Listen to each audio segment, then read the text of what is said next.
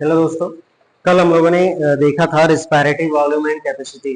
ठीक, आज हम लोग क्या करेंगे, एक्सचेंज ऑफ गैसेस पढ़ेंगे। क्या पढ़ा जाएगा? Exchange of gases.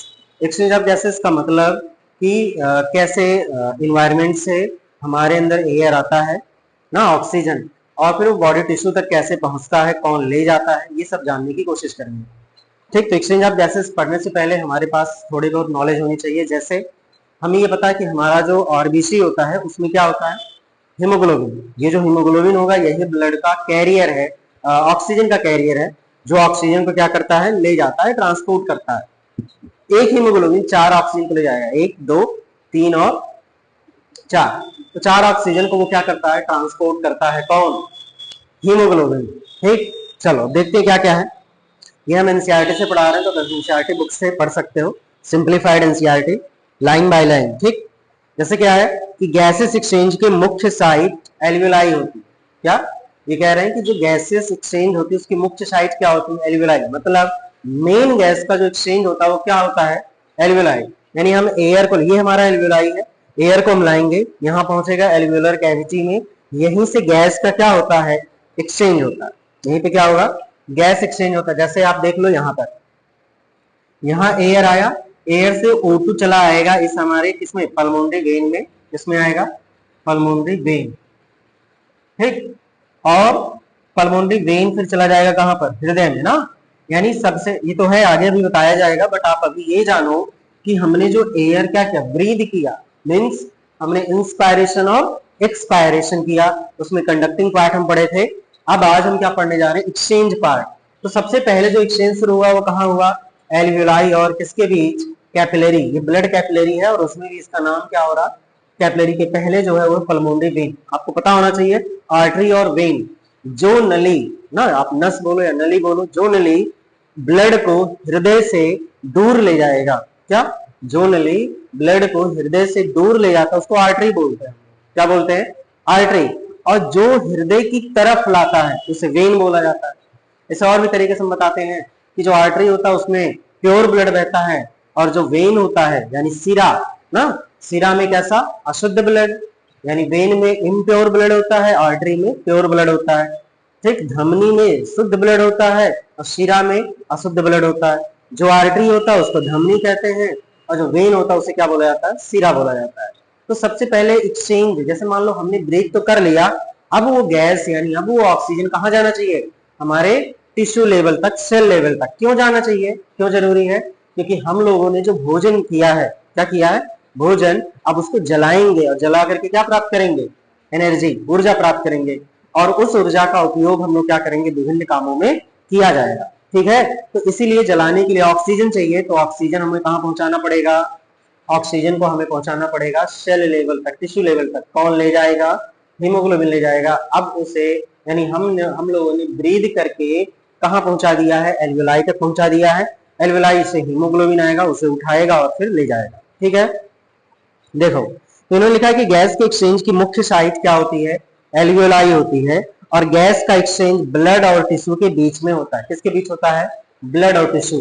गैस का एक्सचेंज हमेशा ब्लड और किसके बीच होगा, टिश्यू। यानी गैस यहां से लेकर आएंगे, ये हमारा ब्लड और ये हमारा टिश्यू, इनके बीच जो मेन शुरू हुआ एल्वियोलाई और इस ब्लड पल्मोनरी वेन के बीच, और खत्म होगा टिश्यू और ये भी जो हमारे पास क्या है, आर्टरी होगा, इसके बीच होगा। ठीक है, तो यहाँ से होकर के ब्लड आएगा, फिर यहाँ गया, ट्रांसपोर्ट हुआ, फिर यहाँ से होकर के यहाँ जाएगा, यहाँ से फिर कहाँ चला जाएगा, बाहर। ठीक है, अगर हम नॉर्मली बता दें तो आप समझ लो एक बार, जैसे हमने इंस्पायर किया, देखो इंस्पायर्ड एयर, एयर अंदर आया। अब कैसे अंदर आएगा ये भी हम लोगों ने पढ़ा था ना, पल्मोनरी प्रेशर, जगह बढ़ता है, आयतन कम, जगह बढ़ेगा तो यानी आयतन बढ़ेगा तो प्रेशर कम होगा, बाहर का प्रेशर ज्यादा, अंदर का प्रेशर कम, जिसकी वजह से जो हवा होगा कहाँ चला आएगा, अंदर आ जाएगा। यानी ऑक्सीजन हमारे कहां पर जाके भर जाएगा, लंग्स में, यानी एल्वियोलाई में जाकर के भर जाएगा। अब क्या हुआ, यहाँ O2 आया, O2 को लेने के लिए कौन पहुंचा, पल्मोनरी वेन। ये यहाँ से ऑक्सीजन को लेकर के जाएगा कहां पर, लेफ्ट एट्रियम ना, यानी बाया अलिंद में।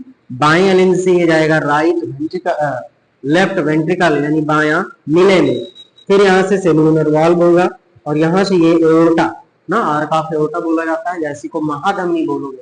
इस महाधमनी के द्वारा ब्लड सिस्टमिक, देखो लिखा सिस्टमिक आर्टरी, सिस्टमिक आर्टरी का मतलब जो आपके ब्लड, जो आपके बॉडी में आप क्या करेगा, ब्लड को बांटेगा।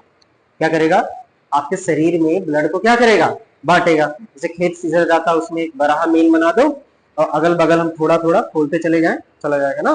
जैसे घर के आगे से एक नाली जा रही है, उसमें सभी के घरों का पानी उसमें क्या हो रहा है, जा रहा है। या एक पाइप हम दौड़ा दें और उसमें से पानी हम अपने नल में ना, अपने घर में। तो ये मेन आर्टरी है जिसके द्वारा शरीर में ब्लड को ट्रांसपोर्ट किया जाएगा, मतलब डिस्ट्रीब्यूट किया जाएगा।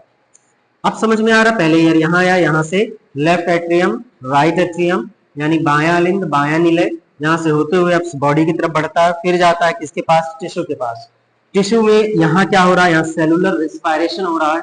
मीन्स यहाँ पर जो हमारे पास C6H12O6 है, ये ऑक्सीजन के साथ अब क्रिया करके क्या बना देगा, कोई भी कार्बनिक पदार्थ अगर जलता है तो क्या बनाता है, CO2, H2O और क्या, एनर्जी, ये तीन चीज बनाता है।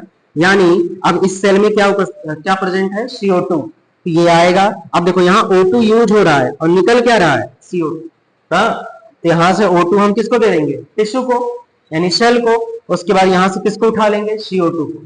अब ये CO2 फिर यहाँ से होते हुए कहां पहुंचाएगा, राइट एट्रियम, राइट एट्रियम से राइट वेंट्रिकल, दाया अलिंद, दाया निलय, फिर यहाँ से होते हुए ये जाएगा। ये क्या है हमारे पास, देखो ये ब्लड ले जा रहा है, किसकी तरफ ले जाएगा, लंग्स की तरफ, इसलिए इसका नाम होगा पल्मोनरी आर्टरी। हमने बोला जो ब्लड ले जाता है उसे आर्टरी बोलना है, जो ब्लड लाएगा उसे क्या बोलना है, वेन, वेन्स ना। अब देखो ये किसकी तरफ ले जा रहा है, लंग्स की तरफ। लंग्स को हम लोग क्या बोलते हैं, प्लूरा या पल्मोनरस। ये जो पल्मोनरी आर्टरी का मतलब हो गया, ये ब्लड को लेके जाएगा किसके पास, लंग्स के पास लेकर के जाएगा, यानी एल्वेलाई के पास। फिर ये यहाँ से CO2 छोड़ देगा, अब ये खाली हो जाएगा, फिर कौन आ जाएगा, O2। कौन आएगा, O2 फिर यहाँ आ जाएगा, फिर ये होते हुए यहाँ से फिर हमारे शरीर में चला जाएगा। ठीक है, यहाँ देखो एक बार सर्कुलेशन किसके बीच हो रहा, लंग्स और यानी एल्वेलाई और हृदय के बीच, और एक बार हृदय और शरीर के बीच हो रहा। तो यहाँ दो प्रकार से ट्रांसपोर्ट ऑफ गैसेज होते हैं या सर्कुलेशन होता है, जिसे हम अगले चैप्टर में सर्कुलेशन में पढ़ेंगे। इसी को बोलेंगे डबल सर्कुलेशन, यानी एक सर्कुलेशन हृदय और लंग्स के बीच होता है, एक सर्कुलेशन हृदय और बॉडी के बीच होता है। हाँ, तो समझ में आया कहां से कहां आएगा, हमने ब्रेथ किया, हवा कहां आया, एल्वेलाई में, एल्वेलाई से फिर एयर यहाँ से होते हुए कहां जाएगा, हृदय में, हृदय से होते हुए कहां, टिश्यू में, और टिश्यू से होते हुए फिर कहां चला जाएगा, हृदय में, हृदय से फिर कहां, लंग्स में, यानी एल्वेलाई में, और यहीं से एक्सपायर्ड एयर फिर इसको हम कहां छोड़ देंगे, बाहर। ठीक है, ये प्रोसेस होगा, इसी को हम क्या पढ़ेंगे, एक्सचेंज ऑफ गैसेज में। अब यहाँ थोड़ा बहुत क्या प्रेशर ग्रेडियंट आएगा, आखिर कैसे O2 यहाँ आ जाएगा, CO2 यहाँ चला जाएगा ना, वो हम समझेंगे। प्रेशर ग्रेडियंट, ग्रेडियंट का मतलब प्रवणता होता है, जिसका मतलब होता है उतार चढ़ाव, आप समझ सकते हैं इसको ना, ज्यादा से कम की ओर हमेशा। देखो क्या है, तो हम पढ़ेंगे कि गैस का एक्सचेंज ब्लड और टिश्यू के बीच होता है। इन साइट में O2 और CO2 का एक्सचेंज सिंपल डिफ्यूजन के द्वारा होगा। किसके द्वारा होगा, सिंपल डिफ्यूजन। तो जो ब्लड का एक्सचेंज, ब्लड जो एक्सचेंज हो रहा है किसके द्वारा हो रहा है, सिंपल डिफ्यूजन। डिफ्यूजन का मतलब ज्यादा से कम की ओर। विसरण, विसरण हमेशा कहां से कहां होगा, ज्यादा से कम की ओर होगा। किसके बीच होगा, ज्यादा से कम की ओर होता है। ठीक है, और यह मुख्यतः, अच्छा कह रहे हैं साइट में O2 और CO2 का एक्सचेंज सिंपल डिफ्यूजन साधारण या सरल विसरण के द्वारा होता है, और यह मुख्यतः प्रेशर कंसंट्रेशन ग्रेडियंट पर आधारित होगा। किस पर आधारित होगा, प्रेशर कंसंट्रेशन ग्रेडियंट। ग्रेडियंट यानी एक तो सांद्रता की प्रवणता पे और दूसरा प्रेशर, दाब के साथ क्या कंसंट्रेशन पे डिपेंड करेगा, दाब की प्रवणता पे डिपेंड करता है। ठीक है, अब आगे देखते हैं क्या है। रेट ऑफ डिफ्यूजन को प्रभावित करने वाले इंपॉर्टेंट फैक्टर इस प्रकार हैं। किस प्रकार, पहला सॉल्बिलिटी ऑफ गैसेज एंड दूसरा डिफ्यूजन में उपयोग होने वाली मेम्ब्रेन की थिकनेस। तो कह रहे जो गैस का एक्सचेंज होता है, एक तो ये है सॉल्बिलिटी ऑफ गैसेज, मतलब कौन सा गैस किसके साथ घुलेगा ना, इस पर डिपेंड करेगा। और दूसरा हमारे पास डिफ्यूजन में उपयोग होने मेम्ब्रेन, यानी जो मिश्रण होगा उसके लिए एक पतली सी मेम्ब्रेन चाहिए। अगर ज्यादा मोटा हो जाएगा तो गैस क्रॉस नहीं कर पाएगा ना, इसीलिए हम लोगों ने एल्वेलाई के बीच का ये चीज पढ़ा। ठीक, मतलब जो एक्सचेंज होना चाहिए बहुत ही पतली मेम्ब्रेन के द्वारा होना चाहिए। अगर वो मोटा हो जाएगा तो फिर वहां गैस का एक्सचेंज नहीं हो पाएगा, तो इस पे भी निर्भर करेगा ना। अगर ऐसे गैस का एक्सचेंज होता तो जब ब्लड यहाँ आएगा तो यहाँ से बाहर निकल जाता है ना, इसलिए एक्सचेंज होने के लिए यहाँ बहुत ही माइन्यूट दिख रहे हैं। ये वाला फिगर यहाँ बनाया, ठीक है, ये जो इतना आपको फिगर दिख रहा है इसी को हम उठा के यहाँ बनाया कि कैसे गैस का क्या होगा, एक्सचेंज होगा। ना, इतना कट करके ये यहां दिखाया गया। चलो देखो अब आगे, अब आते हैं हम लोग, तो फिगर एक बार समझ लें। फिगर देखो क्या है कि यहाँ PO2 partial pressure of oxygen यहाँ कितना है 104 ना, ठीक। अच्छा रुक जाओ, अब आगे पहले देख लेते फिर बताते हैं आपको। करें गैस के मिक्सचर में एक गैस के कारण जो प्रेशर उत्पन्न होता है उसे पार्शियल प्रेशर कहते हैं। हाँ, अब आपको ये समझाने की कोशिश कर रहे हैं कि पार्शियल प्रेशर क्या है। पार्शियल प्रेशर का मतलब क्या है, जैसे मान लो आप सभी लोग क्या कर दो, हम कहे चंदा दो, क्या दो, चंदा, तो सब लोग हमें चंदा दोगे, उससे क्या होगा, एक बड़ा अमाउंट आएगा। लेकिन उस जो बड़ा अमाउंट हमें मिला, लगभग मान लो हमारे पास 10,000 आया और एक व्यक्ति, कोई व्यक्ति है वो हमको 100 रुपए देगा, तो उस व्यक्ति का इस 10,000 में कंट्रीब्यूशन कितने का है, 100 का। इसी को हम लोग क्या बोलते हैं ना, इसी को बोला जाता है क्या, पार्शियल प्रेशर। क्या बोला जाएगा, पार्शियल प्रेशर, इसी को कहा जाएगा। पार्शियल प्रेशर का मतलब ये हो गया क्या कि जितनी भी गैस, मान लो एक सिलेंडर हो, उसमें कई सारे गैस को हम लोग भर दें, क्या कर दें, एक गैस में कई सारे सिलेंडर को भर दिया जाए, नहीं, एक सिलेंडर में कई सारे गैस को क्या किया जाए, भरा जाए, तो उस सिलेंडर में उपस्थित प्रत्येक गैस के द्वारा ना, जैसे मान लो क्या आपके पास एक सिलेंडर है, उसमें कई सारे गैस हैं, तो एक गैस उस सिलेंडर की दीवार पे कितना प्रेशर डाल रहा है, यही उसका क्या कहलाएगा, पार्शियल प्रेशर। क्या कहलाएगा, पार्शियल प्रेशर। समझ में आया कुछ, एक सिलेंडर है, उसमें ऑक्सीजन है, नाइट्रोजन है, हाइड्रोजन है, ये सारे गैस हैं, तो ऑक्सीजन के द्वारा उस सिलेंडर की दीवार पे डाला गया जो प्रेशर होगा, उसी को हम लोग क्या बोलेंगे, पार्शियल प्रेशर। क्या बोला जाएगा, पार्शियल प्रेशर। किसको, एक गैस के द्वारा सिलेंडर की दीवार पे डाला गया जो दाब होगा, उसी को बोला जाएगा पार्शियल प्रेशर, आंशिक दाब। ठीक है, क्या होगा, आंशिक दाब। तो आंशिक दाब पढ़ने की जरूरत क्या है, क्योंकि हमारा जो इन्वायरमेंट है वो गैसों का मिश्रण है। किसका मिश्रण है, गैसों का। तो उसमें से किसी एक गैस का प्रेशर कितना है, ये जानने के लिए हमें क्या पढ़ना पड़ता है, आंशिक दाब। तो आंशिक दाब शब्द का भी यूज किया जाएगा जब बहुत सारी गैस हो और उसमें किसी एक गैस का क्या पता करना हो, प्रेशर, तब हम कौन सा शब्द यूज करते हैं, पार्शियल प्रेशर, आंशिक वाष्प दाब। ठीक, अब आगे, एटमॉस्फेरिक एयर में इन, अच्छा आंशिक दाब को हम लोग किससे दिखाते हैं, PO2 एंड PCO2, यानी P से दिखाओगे, स्मॉल p से। एटमॉस्फेरिक एयर में इन दो गैस का पार्शियल प्रेशर और इनकी दोनों डिफ्यूजन साइट में पार्शियल प्रेशर ना, ये दिखाया गया। वही कह रहे फिगर में यहाँ पर ये जो पार्शियल प्रेशर आपको दिखाया गया, ये बात ठीक कह रहे हैं। देखो एटमॉस्फेरिक एयर में ऑक्सीजन का जो पार्शियल प्रेशर वो कितना है, 159। कितना है, 159। और एल्विलाई में कितना है, 104। कितना है, 104। आप ऐसे लाइन खींच लो, एक लाइन यहाँ खींच लो और एक लाइन कहाँ खींच लो, यहाँ खींच लो। अब देखो बाहर कितना है, 159। ऑक्सीजन का जो पार्शियल प्रेशर इन्वायरमेंट में है वो कितना है, 159। और एल्विलाई के अंदर कितना है, 104। आप पढ़े हो ना कि एल्विलाई में से सारा गैस बाहर नहीं जाता, कुछ तो ऑक्सीजन है, उसका प्रेशर कितना है, 104। और बाहर का प्रेशर कितना है, 159। बताओ कोई भी चीज कहां से कहां जाता है, ज्यादा से कम की ओर, तो ये 159 वाला कहां चला जाएगा, 104 जाएगा ना। यानी इन्वायरमेंट से जो एयर, इन्वायरमेंट से जो ऑक्सीजन होगा कहां जाएगा, एल्विलाई में आके भर जाएगा। समझ में आया। ठीक इसी प्रकार समझो, इन्वायरमेंट में जो हमारे पास किसका, CO2 का पार्शियल प्रेशर है वो कितना है, 0.3। और एल्विलाई में कितना है, 40 है। ये ज्यादा है और ये कम, कहां जाएगा, ज्यादा से कम की ओर। यानी एल्विलाई से CO2 निकल करके कहां चला जाएगा, इन्वायरमेंट में, एटमॉस्फेरिक एयर ना, वातावरण में चला जाएगा। तो देखो ऑक्सीजन चला गया एल्विलाई में और एल्विलाई से ये आ गया कहां पर, वातावरण में। ठीक, यानी यहां से ऑक्सीजन आया एल्विलाई में और यहाँ एल्विलाई से कहां गया, इन्वायरमेंट में गया। ठीक है, ये आपको समझ में आया। ये डिपेंड किस पे कर रहा, प्रेशर पे। किस पे, प्रेशर। एल्विलाई के अंदर का जो प्रेशर है वो ऑक्सीजन का 104 है और बाहर कितना, 159। ये ज्यादा ये कम, तो यहाँ से यहाँ जाएगा। अंदर यहाँ 40 है, बाहर 0.3 है, तो ज्यादा से कम के अंदर। ठीक, तो यानी एक्सचेंज हो गया किसके बीच, इन्वायरमेंट और एल्विलाई के बीच। ठीक है, जिसमें ऑक्सीजन एल्विलाई में आके भर गया है और CO2 कहां चला गया है, बाहर चला गया। ठीक है, अब आगे देखते हैं। कह रहे इसी तरह क्या है, CO2 का भी ग्रेडियंट होता है लेकिन अपोजिट डायरेक्शन में, यानी टिश्यू से कहां पर, ब्लड तथा ब्लड से एल्विलाई में। ठीक, वो नीचे दिया गया। अब और भी हम समझते हैं, जैसे देखो यहाँ ये ब्लड डीऑक्सीजनेटेड है और ये ब्लड कैसा है, oxygenated. Deoxygenated and oxygenated, deoxygenated जब भी बोला जाएगा मतलब उसमें ऑक्सीजन का अमाउंट कम है, CO2 का अमाउंट ज्यादा है ना, यानी उस ब्लड में क्या है, CO2 ज्यादा है। और ऑक्सीजनेटेड का मतलब ऑक्सीजन है उसमें ना, ये इम्प्योर ब्लड है और ये कैसा है, प्योर ब्लड है। अब हम ये blood deoxygenated and blood oxygenated, ये कहां पहुंच गए हम लोग, देखो ये 95 और 40 ना, ठीक। देखो क्या होता है इसमें, यानी यहां से ब्लड आ गया, अब हमें कहां एक्सचेंज कराना है, टिश्यू और किसके बीच। अच्छा पहले ये कह रहे हैं कि डीऑक्सीनेटेड ब्लड और कौन सा ब्लड, ऑक्सीजनेटेड ब्लड में क्या होता है, तो काम करते हैं हम लोग,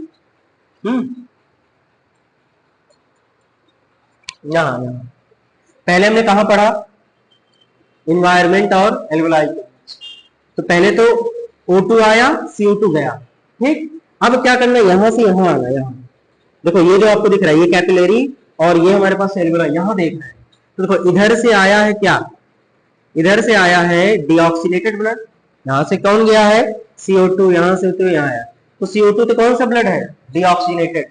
तो डीऑक्सीनेटेड ब्लड में CO2 का अमाउंट कितना है, डीऑक्सीनेटेड में 45, कितना है 45, ऑक्सीनेटेड में कितना 40, देखो 40 ये एल्वोलाई में चला जाएगा, यानी जब यहां से ब्लड आया तो इसमें CO2 का पार्शियल प्रेशर कितना था, 40 था, कितना था, नहीं 45 है, कितना 45, और यहाँ कितना है 40। भाई पढ़े हो, अभी यहाँ हम लोग प्रेशर पढ़े थे एल्वोलाई में, CO2 का प्रेशर कितना था, 40 था। सोचो अंदर 40 है और बाहर CO2 का अमाउंट कितना है, 45। गैस कहां से कहां जाएगी, 45 से 40 में जाएगी, यानी यहां से एल्वोलाई में चली जाएगी।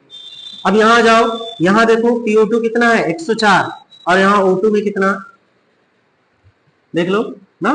अब ऐसे यहाँ भी तो ऐसे देख लें, एल्वोलाई में 104 है और ब्लड डीऑक्सीनेटेड में कितना है 40 है, या फिर ऐसे देखो, यहाँ देखो ऐसे ऐसे देखो, यहाँ 104 और यहाँ 40, ये कहाँ का प्रेशर है, एल्वोलाई का, ये कहाँ प्रेशर है, ब्लड का। तो दोनों का ऑक्सीजन कहां से कहां जाएगा, ऑक्सीजन एल्वोलाई से डीऑक्सीनेटेड ब्लड, मतलब वो बन जाएगा क्या, ऑक्सीनेटेड, क्या बन जाएगा, ऑक्सीनेटेड बन जाएगा। और जब ऑक्सीनेटेड बनेगा तो उसका प्रेशर कितना हो जाएगा, 95 ना, कुछ कम होगा। ऐसे यहाँ जाओ, यहाँ एल्वोलाई में 40 या 45, ये कहां जाएगा, इधर आ जाएगा ना, डीऑक्सीनेटेड से कहां चला गया, एल्वोलाई में चला गया। अब जब ऑक्सीजन यहाँ आ गया तो अब ये ऑक्सीनेटेड हो गया, अब जो ब्लड है वो ऑक्सीनेटेड कितना हो गया 95, और ये कितना हो गया 40। समझो यहां से CO2 अंदर गया, O2 आया, यानी अब ये ऑक्सीनेटेड ब्लड हो गया, और इधर कितना था डीऑक्सीनेटेड। तो डीऑक्सीजनेटेड ब्लड में CO2 का पार्शियल प्रेशर कितना था 45, और ऑक्सीजनेटेड में CO2 का प्रेशर कितना था 95, और उसी ऑक्सीनेटेड ब्लड में CO2 का प्रेशर कितना है 40 ना, मतलब यहाँ ब्लड में CO2 भी थोड़ा अमाउंट में होगा, और कौन होगा, नहीं समझ पा रहे हो, देखो यहाँ 45 था, यहाँ 40 एक्सचेंज हो गया, उसके बाद यहाँ आएगी ये वाला चीज यहाँ का है, यानी अंदर CO2 का जो पार्शियल प्रेशर है वो कितना है 40, कितना 40, और जो ऑक्सीनेटेड आया उसका प्रेशर कितना है, अरे 95, कितना है 95। जो ब्लड यहां से आ रहा है उसमें ऑक्सीजन ज्यादा है 95, यहाँ निकल रहा तो ये कितना है 40। अब क्या होगा, ज्यादा से कम की ओर, कैसे 95 यहाँ आएगा 40 यहाँ आएगा, तो ये अंदर आ गया, ऑक्सीजन अंदर आ गया और CO2 कहां चला जाएगा, बाहर चला जाएगा। तो तीन जगह एक्सचेंज हुआ ना, एक एल्वोलाई और कहां पर, एनवायरमेंट में, एटमॉस्फेयर पे, दूसरा ये कैपिलरी और एल्वोलाई के बीच, दो हो गया, और तीसरा टिश्यू और इसके बीच। तो यहां पर पहले ऑक्सीजन का देख लेते हैं, किसका, ऑक्सीजन। ऑक्सीजन बाहर कितना था 159, 159, अंदर कितना था 104। ऑक्सीजन क्या करेगा, बाहर से अंदर आ जाएगा, अंदर आया 104 है, यहाँ कितना है इसका, अभी नहीं है ना कोई प्रेशर, पहले CO2 है ना। अब देखो 104 और यहाँ पे अगर देखा जाएगा कितना है ऑक्सीनेटेड में 95 है। अच्छा क्या मान लो ये ब्लड है तो क्या उसमें कुछ ऑक्सीजन ही नहीं होगा, होगा, तो जो ऑक्सीनेटेड ब्लड है इसमें 95 और यहाँ कितना 104, क्या होगा 104 से 95 आ जाएगा। अब यहाँ से 95 से जा रहा, फिर 95 यहाँ है और ऑक्सीजन यहाँ कितना 40 है, तो ज्यादा से कम की ओर आ जाएगा, ठीक है। यहाँ डिफ्यूजन क्या हो जाएगा, डिफ्यूजन हो जाएगा। ये किसका डिफ्यूजन पढ़े हम लोग, ऑक्सीजन का। CO2 का पढ़ते हैं, CO2 बाहर 0.3 है और अंदर कितना है 40, तो ये अंदर से कहां चला जाएगी, बाहर चली जाएगी। इधर आते हैं, यहाँ 45 यहाँ 40, ये 45 से कहां जाएगा 40 में, 45 से कहां जाएगा 40 में, 45 से 40 जाएगी यानी CO2 बाहर चलेगी। ऐसे यहां देख लेते हैं हम, यहाँ कितना था इसका CO2 का 40 था ना, तो भाई अंदर 40 है और बाहर क्या होगा, कम होगा, तो 40 से कहां चली जाएगी बाहर, और उसी 40 को लेकर के तो यहाँ पहुंचे थे, फिर हम रुक गया था। अच्छा देखो यहाँ 40 था तो 40 से यहाँ अंदर 40 था और यहाँ से यहाँ जब भेजे हम तो ये धीरे धीरे जाकर के यहाँ क्या हो गया 45, कैसे हुआ, मतलब जो 40 अंदर था और इसके पास कुछ और रहा हुआ और कार्बन डाइऑक्साइड तो मिल करके कितना हुआ 45। तो जो गैस का एक्सचेंज हो रहा है किस पे डिपेंड कर रहा है, पार्शियल प्रेशर पर ना, प्रेशर कम ज्यादा, ज्यादा से कम को लेकर के वो प्रेशर अपने आप क्या होगा डिफ्यूजन होता चला जाएगा। अब आगे बढ़ते हैं हम लोग, कह रहे CO2 की सॉल्युबिलिटी O2 की तुलना में 20 से 25 गुना अधिक होता है। कह रहे ब्लड में जो CO2 की सॉल्युबिलिटी है, घुलने की क्षमता है, वो ऑक्सीजन से बहुत ज्यादा है, ठीक, इसीलिए डिफ्यूजन मेम्ब्रेन में per unit partial pressure difference पर CO2 का डिफ्यूजन O2 की तुलना में बहुत अधिक हो सकता है। ठीक है, तो याद रखना कि CO2 का जो क्या है घुलने की क्षमता ब्लड में क्या है ज्यादा होता है और ऑक्सीजन की क्या होती है कम। डिफ्यूजन मेम्ब्रेन में मुख्यतः 3 लेयर, अब जहां जो डिफ्यूजन हो रहा है, क्या हो रहा है डिफ्यूजन यानी विसरण जो हो रहा है, वहां मेनली 3 मेम्ब्रेन है। देखो एक ये है बाहर वाला, एक अंदर वाला, फिर ये एक अंदर वाला, ये तीनों मेम्ब्रेन को क्रॉस करके ही यहां से O2 अंदर आता होगा और यहां से CO2 बाहर जाता होगा। कितने मेम्ब्रेन को क्रॉस करके 3, और इसकी जो थिकनेस होती है लेस देन 1 mm, 1 मिलीमीटर से भी कम, मतलब बहुत ही पतला। डिफ्यूजन मेम्ब्रेन में मुख्यतः 3 लेयर होती है जिनके नाम इस प्रकार हैं, किस प्रकार, सबसे पहला एल्विलाई की जो एल्विलाई है वो थिन स्क्वामस एपिथेलियम ना, तो ये क्या बोला जा रहा है, ये कह रहे हैं कि जो डिफ्यूजन हो रहा है 3 लेयर से हो रहा है। सबसे पहला हमें मिलेगा क्या, स्क्वामस एपिथेलियम, कौन सा एपिथेलियम, स्क्वामस, किसकी स्क्वामस एपिथेलियम, एल्विलाई की, किसकी, एल्विलाई की। तो कह रहे हैं कि एल्विलाई की thin squamous epithelium, alveolar capillary की एंडोथेलियम, और इन दोनों के बीच में बेसमेंट मेम्ब्रेन। इधर देखो ये हमारे पास कैपिलरी है, इसका एंडोथेलियम, इसका एपिथेलियम और इसके बीच का बेसमेंट मेम्ब्रेन, ये हल्की सी झिल्ली ना, ये दोनों टच नहीं होंगे, इसके बीच में स्पेस होगा। तो एल्वियोलाई की स्क्वामस एपिथेलियम, कैपिलरी की एंडोथेलियम और बीच में क्या रहेगा बेसमेंट मेम्ब्रेन, यही बनाती है डिफ्यूजन बाउंड्री। क्या बनाती है, डिफ्यूजन बाउंड्री, जिसके द्वारा O2 यहां आता है और CO2 यहां जाता है। ठीक है, कह रहे इसकी जो टोटल थिकनेस होती है वो 1 मिलीमीटर से भी कम, मतलब बहुत ही कम, बहुत माइन्यूट सा। कह रहे कि हमारे बॉडी की ये सभी फैक्टर O2 को एल्वियोलाई से टिश्यू की ओर और CO2 को टिश्यू से एल्वियोलाई की ओर क्या करते हैं, ले जाते हैं। ठीक, तो कह रहे हैं जितने भी फैक्टर हम लोगों ने पढ़ा, पार्शियल प्रेशर पढ़ा, सॉल्युबिलिटी पढ़ा और ये जो थिकनेस है ये पढ़ा, ये करते क्या है, O2 को हमारे टिश्यू तक लाते हैं और CO2 को टिश्यू से कहां तक, एल्वियोलाई की ओर, और एल्वियोलाई से फिर कहां ले जाएंगे, बाहर। तो यही है एक्सचेंज ऑफ गैसेस ना। अब आगे आ गया ट्रांसपोर्ट ऑफ गैसेस, कौन ट्रांसपोर्ट करते हैं, यहाँ पे एक्सचेंज हुआ, ट्रांसपोर्ट का मतलब कौन अपने ऊपर लादेगा फिर ले जाकर के छोड़ेगा, उसी को हम लोग क्या बोलेंगे, ट्रांसपोर्ट ऑफ गैसेस। ठीक है, तो ठीक है, ये था हमारे पास एक्सचेंज ऑफ गैसेस।